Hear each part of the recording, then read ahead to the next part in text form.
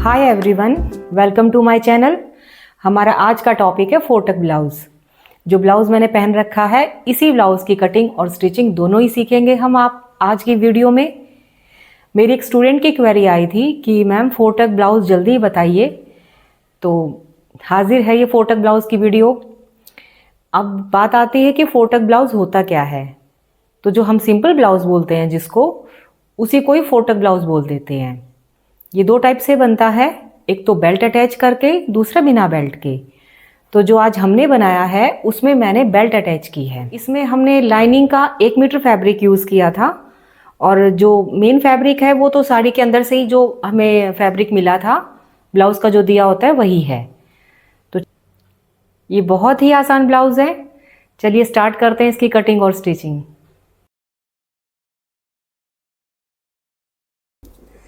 पहले फैब्रिक को double fold कर दिया हमने, डबल फोल्ड करके बिछा लिया है। ये बंद वाला हिस्सा है, अंदर से बंद है ये, और ये हमारा ओपन वाला हिस्सा है। अब हम करेंगे पहले बैक पार्ट की कटिंग, पीछे वाले हिस्से की। तो लंबाई नापनी है आपको। लंबाई अगर हमें 14 इंच रेडी चाहिए तो 1.5 इंच एक्स्ट्रा लेंगे हम मार्जिन का, क्योंकि कुछ तो नीचे से फोल्ड होगा, कुछ ऊपर सिलाई में जाएगा। यानी इसकी लंबाई लेंगे हम 15.5 इंच। लंबाई ले ली हमने। लंबाई लेने के बाद अब हम लेंगे इसके शोल्डर। ब्लाउज़ के शोल्डर, ब्लाउज़ के गले बड़े बनते हैं तो शोल्डर आप कम ही लोगे इसमें। जब गला बड़ा होता है तो शोल्डर हमें कम लेने होते हैं, क्योंकि गला फैलता है। 5.5 भी ले सकते हो, ज़्यादा से ज़्यादा 6 ले लीजिए, इससे ज़्यादा मत लीजिए अगर गला बड़ा है तो। 2.5 इंच पे हम गला लेंगे। और गले की लंबाई, पीछे वाले नेक की लंबाई हमें 10 इंच रेडी करनी है। यहाँ तक क्लियर हुआ आपको? 10 इंच हम पीछे वाले इस हिस्से की लंबाई रेडी रखेंगे। और नेक हम कोई भी डिज़ाइन आप बना सकते हो, हम इसे डीप राउंड नेक बनाएंगे। तो ये नेक हो गया। अब ये देखिए, शोल्डर आपके 6 इंच के थे, शोल्डर 6 इंच के हैं, तो 1 इंच बढ़ा के आप आर्म होल के लिए ले लीजिए लंबाई 7 इंच की, और 1/2 इंच इसको हम डाउन कर देंगे, शोल्डर डाउन। यहाँ तक क्लियर हो गया होगा आपको। अब लेनी है हमें चौड़ाई। चौड़ाई देखिए, चौड़ाई है 36 इंच की, चेस्ट रेडी है। तो अब हम 2 हिस्से आप पीछे के रखते हैं, 2 हिस्से आगे के रखते हैं, यानी 4 हिस्से हम फैब्रिक लेते हैं। अगर 4 हिस्से फैब्रिक लेते हैं तो 36 के भी 4 हिस्से हो गए 9। ये फिटिंग का निशान है आपका। और उसमें 2 इंच एक्स्ट्रा मार्जिन का ले लीजिए, क्योंकि ब्लाउज का मार्जिन हम ज़्यादा लेते हैं, कल को अगर खोलना पड़ जाए तो जगह होनी चाहिए। वैसे ये मार्जिन आप 1.5 इंच का भी ले सकते हो, इशू नहीं है। 11 इंच हमने यहाँ पे 2 इंच का मार्जिन लेके 11 इंच ये ले लिया है। ठीक ऐसे ही 11 इंच यहाँ ले लीजिए।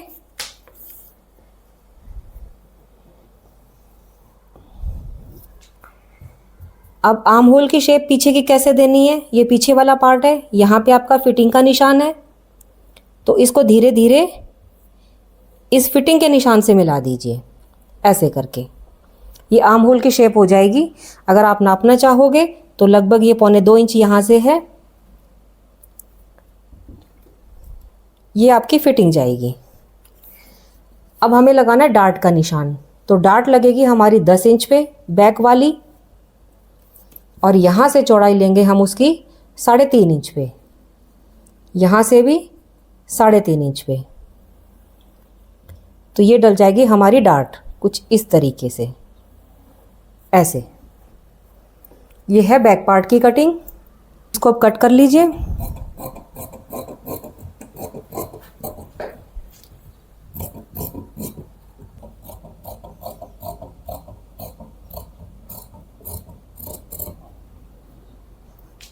कटिंग करने के बाद अब इसको रखना कैसे है वो अब आपको बताएंगे, फ्रंट पार्ट को कैसे रखना है। अब यहाँ से इसको उठा के और इसको ऐसे रख देंगे हम, ताकि फैब्रिक आगे हमारा वेस्ट ना जाए, बच जाए अच्छे से। यहाँ पे हुक्का जो पट्टी लगाएंगे उसके लिए एक्स्ट्रा मार्जिन यहाँ छोड़ देना है और इस तरीके से हम इसको ऐसे रख लेंगे। रखने के बाद एक बार मेजर ज़रूर कर लीजिए।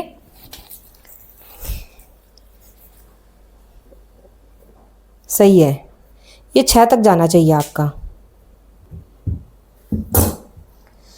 अब देखिए जो आगे वाला पार्ट है जिसमें हमें 4 टक्स डालनी है, इसका आपको बताते हैं। 1 इंच एक्स्ट्रा तो यहाँ बढ़ा लीजिए, क्योंकि हमारी टक्स डलेंगी, तो उस टक्स मतलब डार्ट, जो डार्ट होते हैं उनको हम टक्स बोल देते हैं। और हमें 1.5 इंच नीचे से बढ़ाना है। उसका कारण यह है कि हम बनाएंगे बेल्ट वाला, तो कुछ बेल्ट में जब हम बेल्ट ऐड करेंगे उसमें सिलाई में चला जाएगा। अब जो नेक बनाना है आगे का वो हम बनाएंगे 6 इंच पे।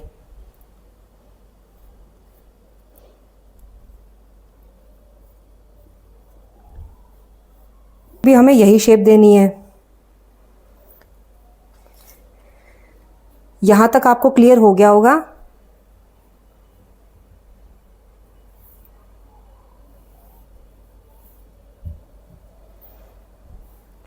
ये हमारा फ्रंट पार्ट का आ गया है फॉर्मेट। अब यहाँ से हमें आर्म होल की शेप देनी है। लगभग यहाँ पे हमारा फिटिंग का निशान है, तो आर्म होल थोड़ा सा अंदर की तरफ ले लिया मैंने इसको।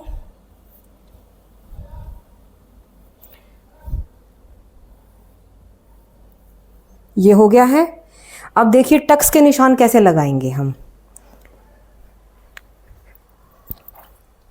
पहले तो लीजिए जैसे ही आपकी चेस्ट वाली लाइन है, ठीक है, ये क्लियर हो गया, आपको चेस्ट वाली लाइन है।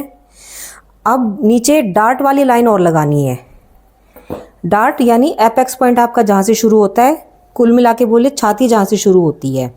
ये 36 इंच का ब्लाउज है, तो इसमें हम 11 इंच पे एपेक्स पॉइंट लेंगे। अगर किसी की छाती 34 इंच या उससे कम है तो आप 10 पे लोगे या 10.5, नहीं तो फिर 11 पे हो जाता है 36 के बाद।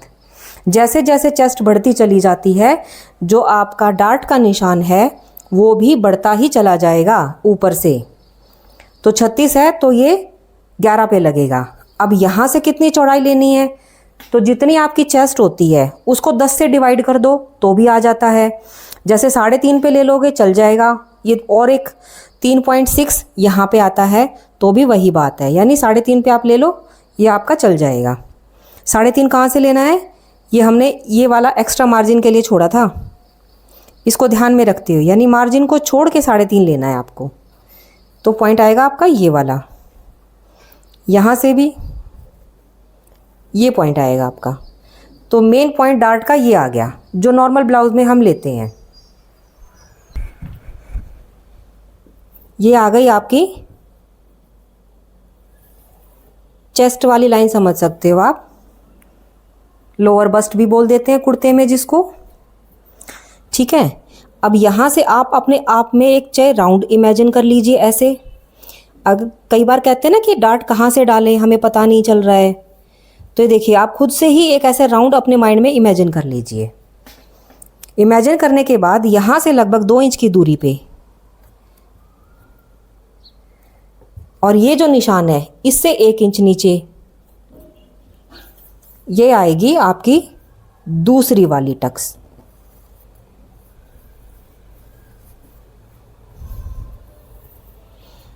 ठीक है।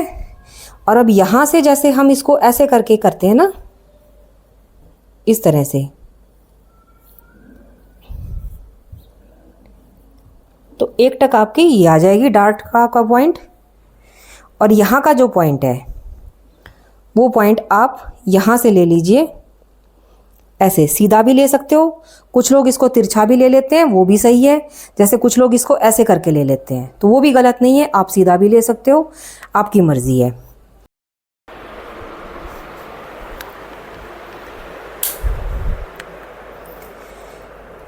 मैंने पहले आपको टक्स की मार्किंग करके बताया है, क्योंकि ये दो तरीके से बनता है, आपको बताया था। एक तो बेल्ट भी लगा सकते हैं आप, या फिर बेल्ट नहीं लगाओगे, आप सिर्फ ये डार्ट डाल दीजिए, इससे भी आपका ब्लाउज रेडी हो जाएगा। अगर बेल्ट इसमें बनानी है हमें, तो उसका बहुत इजी है। 3 इंच की पट्टी, 3 इंच सारी जगह से आप ले लीजिए, नीचे से।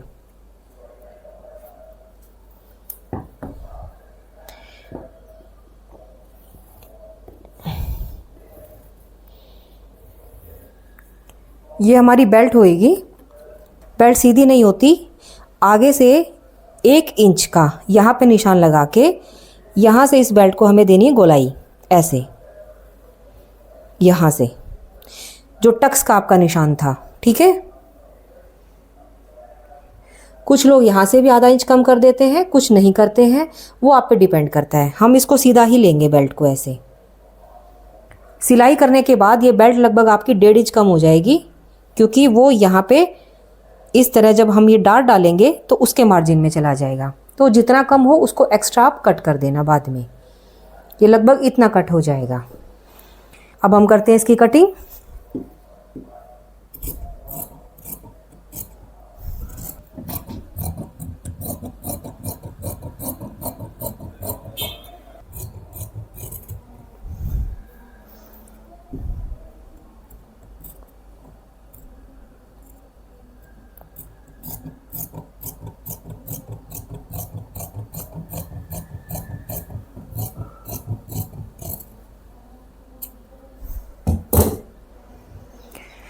ये डार्ट के निशान हमें दोनों साइड डालने हैं।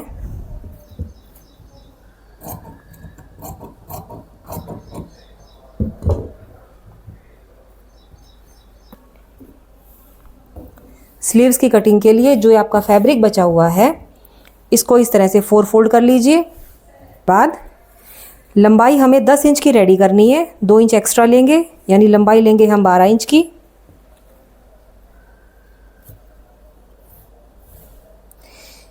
यहाँ से लेंगे हम 3.5 इंच,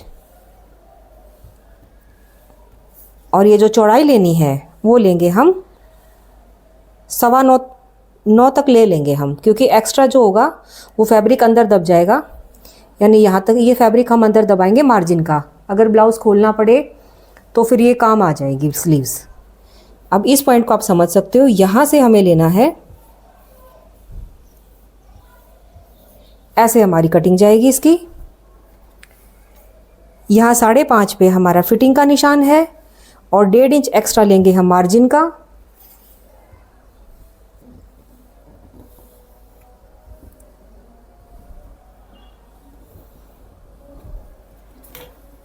ये हमारी स्लीव्स की कटिंग इस तरह से होगी।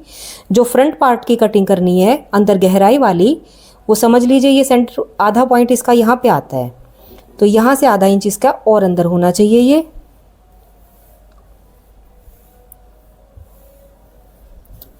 ऐसे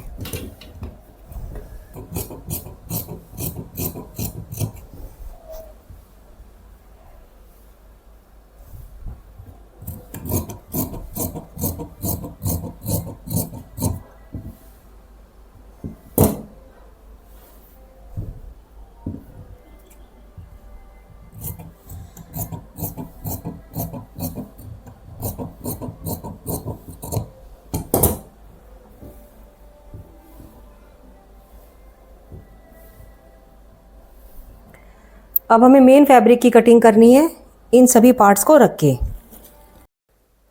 अब जो हमने लाइनिंग का फैब्रिक कट किया था, उसको जो मेन साड़ी वाला फैब्रिक है उसके ऊपर बिछा लिया है। बिछाने के बाद अब हम इसके ऊपर रख के बिल्कुल इतना ही फैब्रिक कट कर लेंगे।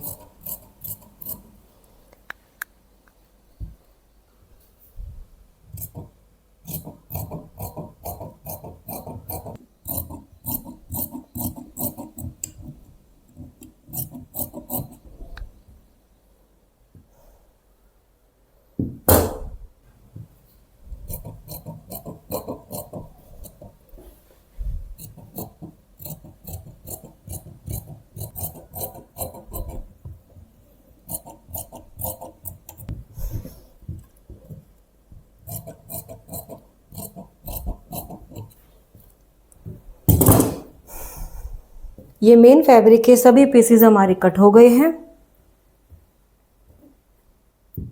फ्रंट और बैक पार्ट के।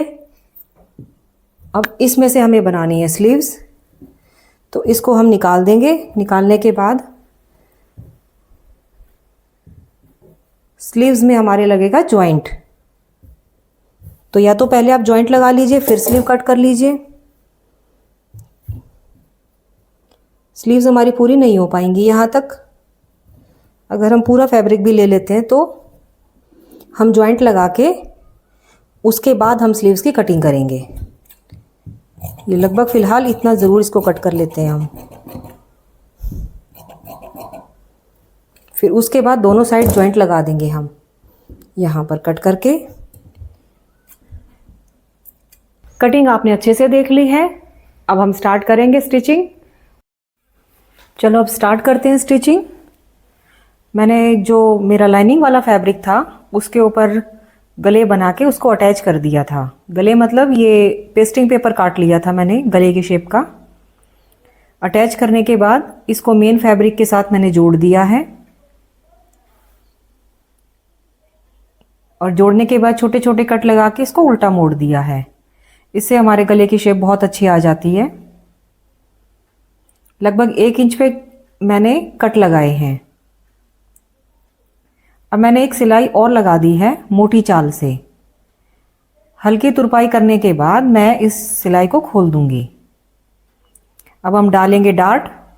सबसे पहले नीचे वाली डार्ट डाली है मैंने, ये लगभग 1 इंच की चौड़ाई पे डलेगी। नीचे से 1 इंच की चौड़ाई लेके धीरे धीरे इसको मेन पॉइंट तक मिला दीजिए। देखिए ऐसे मिलाना है इसको। ये सबसे चौड़ी डार्ट डलती है। जो बाकी हम लगाएंगे, हिंदी में इसको प्लेट भी बोल देते हैं हम लोग कई बार, बाकी जो हम लगाएंगे वो पतली पतली लगाएंगे। ये वाली चौड़ी होती है, और सभी डार्ट को मैंने डबल किया है। पतली का मतलब ये है कि जो एक पैर की मशीन है उस एक पैर की जो सिलाई हम बोलते हैं उससे थोड़ी सी ज़्यादा, यानी आधी इंच से कम हमने इसको डालना है। आधा इंच से कम होनी चाहिए, थोड़ी सी कम होनी चाहिए आधा इंच से। ये दिख रही है आपको? इतनी चौड़ी हमें डालनी है। बाकी की 3 डार्ट नीचे वाली 1 इंच की चौड़ाई पे है। इनका सबका वही है, लगभग आधे इंच से कम वाली चौड़ाई के ऊपर हम इनको डाल लेंगे।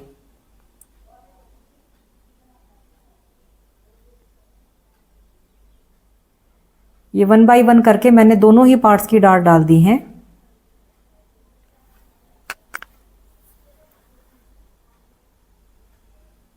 बार बार धागा कट ना करना पड़े, इसीलिए मैं एक के बाद एक डार्ट डालती चली जाती हूँ। ये देखिए डालने के बाद ये कुछ इस तरह से हो जाएंगी। इनकी मैं आपको दिखा देती हूँ चौड़ाई कितनी है। देखिए लगभग इतनी ही चौड़ाई आपको लेनी है, आधा इंच से थोड़ी सी कम। ये सभी उतनी ही चौड़ाई पे हैं। जो नीचे वाली है ये नीचे से 1 इंच की चौड़ाई पे है। अब ये पीछे वाली डार्ट डालनी है। ये आधा इंच चौड़ाई लेनी है इसको नीचे से। आप चाहो तो 1/4 इंच भी ले सकते हो।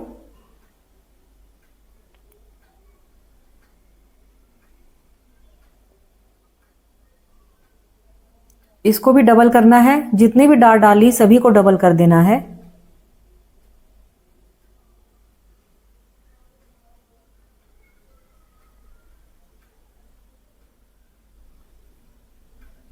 दोनों डार्ट डाल दिए मैंने पीछे भी।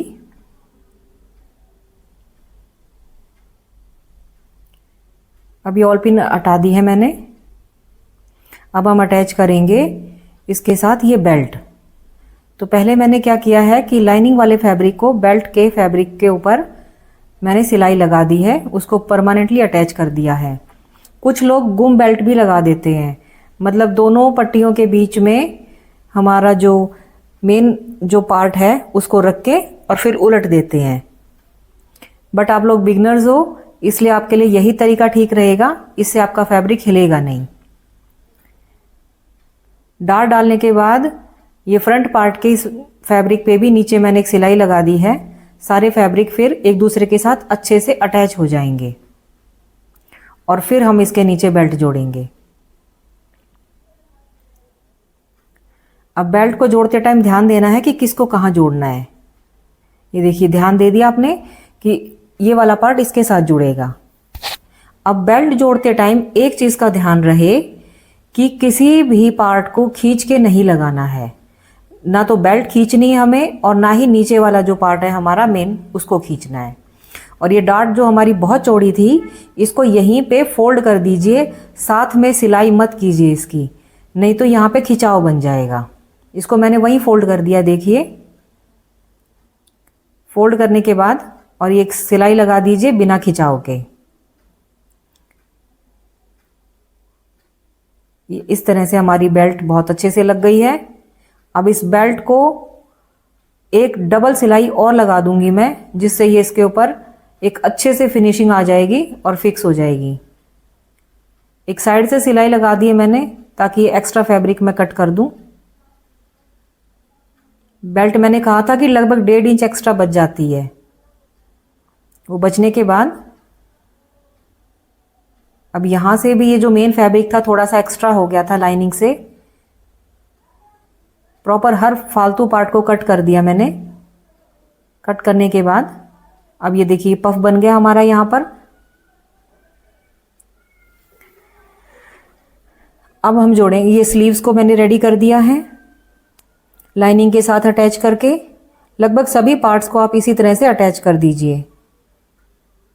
जब ट्रेंड हो जाते हो तब तो आप बिना अटैच के भी सिलाई कर लेते हो, जैसे मैं कई बार डायरेक्टली कर देती हूँ, काम चल जाता है। लेकिन जो बिगिनर्स हैं वो ऐसा ना करें, पहले आप हर पार्ट को एक दूसरे के साथ अच्छे से अटैच कर लो।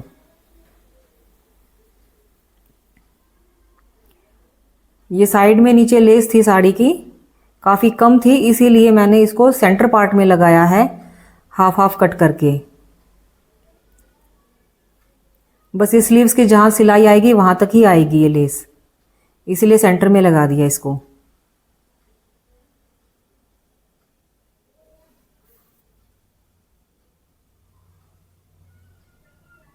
इसको अच्छे से मोड़ देना है ताकि धागे ना निकले इसके।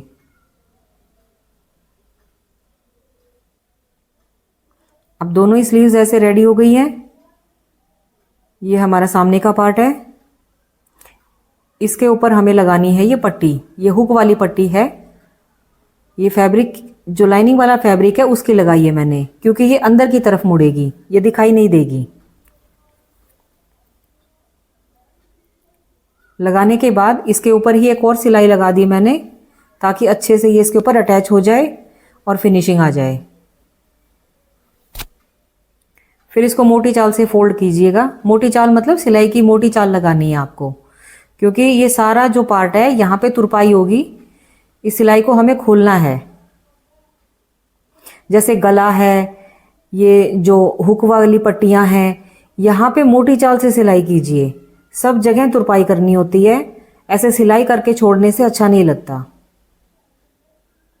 ये हुक के साथ वाली जो पट्टी हमने बढ़ा के लगाई है, यहाँ पे हम हुक को अटैच करने वाली आई बनाएंगे, आई बोलते हैं उसको। इसके ऊपर भी डबल सिलाई मैंने कर दी है ताकि अच्छे से इसके ऊपर फिक्स हो जाए। इसको हम बढ़ा के मोड़ेंगे आगे की तरफ। ये देखिए, अंदर की तरफ फोल्ड नहीं किया, इसको हमने बाहर की तरफ फोल्ड किया, लगभग 1 इंच बाहर। ये उस हुक वाली पट्टी के नीचे दबेगी।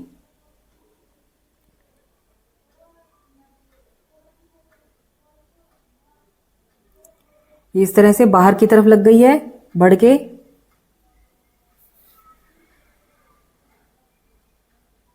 अब ये पार्ट्स हमारे रेडी हो गए हैं, सामने के दोनों। पीछे वाला पार्ट भी रेडी कर लेते हैं। पीछे हम पेस्टिंग पेपर से भी गला बना सकते हो आप, कोई इशू नहीं है। नहीं तो आप ये ओरे पट्टी चिपका के भी गला बना सकते हो। मैंने ओरे पट्टी लगाई है। अब इसमें छोटे छोटे कट डाल देंगे, लगभग 1 इंच की दूरी पे कट डालना है। कट डालने के बाद आपको इस पट्टी के ऊपर एक सिलाई लगा देनी है, फिनिशिंग वाली सिलाई। इससे ये पट्टी इसके ऊपर अच्छे से अटैच हो जाती है और फैलती भी नहीं है फिर ये पट्टी। हाँ, और ये पट्टी को भी लगाते टाइम ध्यान देना है, ना तो आपको फैब्रिक को खींचना है फ्रंट पार्ट के या बैक पार्ट के, और ना ही आपको ओरे पट्टी को खींचना है। बिना किसी खिंचाव के ओरे पट्टी लगानी होती है ताकि वो अच्छे से फोल्ड हो जाए। अब फोल्ड होने के बाद हम ये नेक जोड़ेंगे। तो देखिए, इसको रख के मैंने ओरे पट्टी को फ्रंट पार्ट के ऊपर उल्टा मोड़ दिया था। इससे क्या होगा, जब हम इसको सीधा करेंगे ना तो ये गुम सिलाई हो जाएगी गले पे। दोनों पार्ट को रख के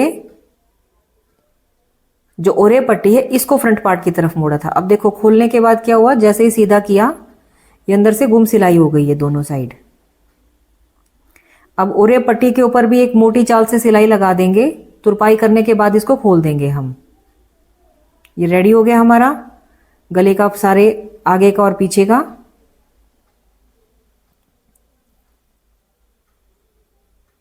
जो मैंने साइड से सिलाइयां नहीं लगाई थी वो अब मैं लगा रही हूं। ये आप स्टार्टिंग में ही लगा लीजिए, आपके लिए आसान रहेगा। मुझे जब रिक्वायरमेंट होती है तो मैं लगा देती हूँ, नहीं तो डायरेक्टली मैं सिलाई भी कर सकती हूँ, तो मुझसे हो जाता है, मुझे प्रॉब्लम नहीं आती है।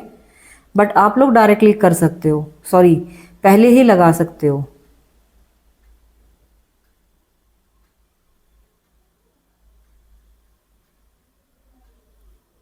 एक्स्ट्रा फैब्रिक हर जगह से हमने कट कर दिया है।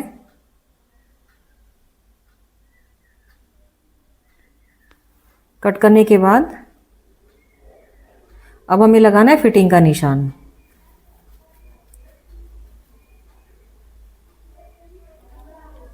अब ऊपर आराम से आ जाए इसलिए हमने 9.5 पे हम इसका फिटिंग का निशान लगाएंगे। गला बड़ा है, अगर किसी की चेस्ट ज़्यादा भारी नहीं है तो आप एग्जैक्ट बराबर भी ले सकते हो इतने बड़े गले में, नहीं तो थोड़ा सा खुला ले लेने से आसानी रहती है। ऊपर से हमने लिया इसको 9.5 और नीचे से हमारी कमर थी 32 इंच की, तो उसका 4 हिस्से हो गए 8, चौथा हिस्सा 8 है। तो नीचे 8 पे निशान लगाया और ऊपर लगाया हमने 9.5 पे। यहाँ पे आपने शायद ध्यान दिया हो, जो पट्टी बढ़ा के लगाई थी हमने, तो उस पट्टी के बाद से हमने फिटिंग का निशान लगाया है। और इस साइड हमने पट्टी के साथ में ही उसको लिया है और तब निशान लगाया है, क्योंकि ये जो पट्टी है ये अंदर की तरफ मुड़ी हुई थी। इस चीज का ध्यान देना है आपको।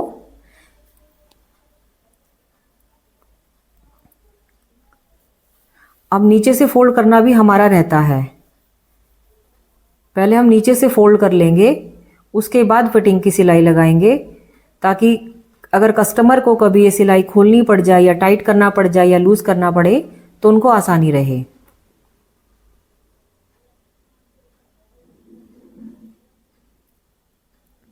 नीचे से फोल्ड करने के से पहले इसको इक्वल नाप लीजिए कि आपको कितना फोल्ड करना है। नीचे बराबर निशान लगाइए जहां से फोल्ड करना है, ताकि फोल्ड करने के बाद ये बराबर रहें। अक्सर ये कम ज़्यादा हो जाते हैं स्टूडेंट्स के। ये देखिए, पहले निशान लगा लेने से बराबर रहेंगे। अब ये पीछे से फोल्ड कर दिया है।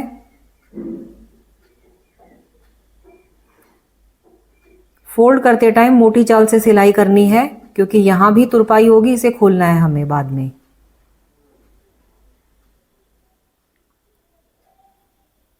अब हर जगह फोल्ड करने के बाद जो हमने फिटिंग का निशान लगाया था वहां पर हम कर देंगे सिलाई।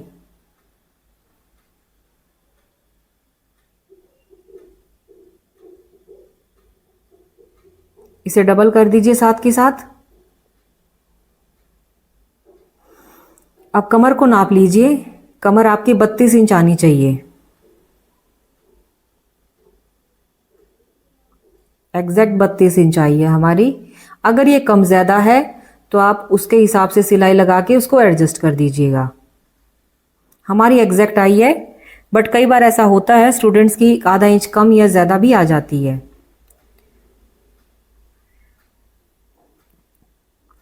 अब ये स्लीव्स अटैच कर रहे हैं हम। देखिए, स्लीव अटैच करते टाइम ध्यान देना है, ना तो हमें बाजू का कपड़े को खींचना है और ना ही हमें जो हमारा फ्रंट पार्ट या बैक पार्ट है उसको खींचना है। आर्म होल तभी सेट होता है जब दोनों ही हिस्से आपके बिना किसी खिंचाव के लगे हों, नहीं तो एक हिस्से में खिंचाव आ जाएगा और वो हमेशा के लिए बन जाएगा। लगभग हर सिलाई को डबल कर देना है। अब स्लीव्स में भी हम फिटिंग का निशान लगा देंगे। ये 5.5 पे था और जो मेन हमारा जो आर्म होल की तरफ का जो फिटिंग का निशान था उसके साथ इसको मिला दीजिए। ये सीधी एक लाइन बन गई है लगभग।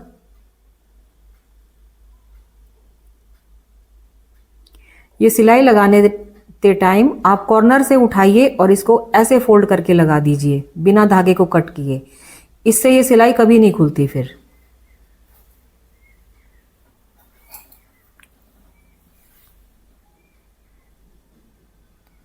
ये हमारा फिटिंग का निशान है, देखिए बिल्कुल सीधी लाइन लगभग आई है हमारी।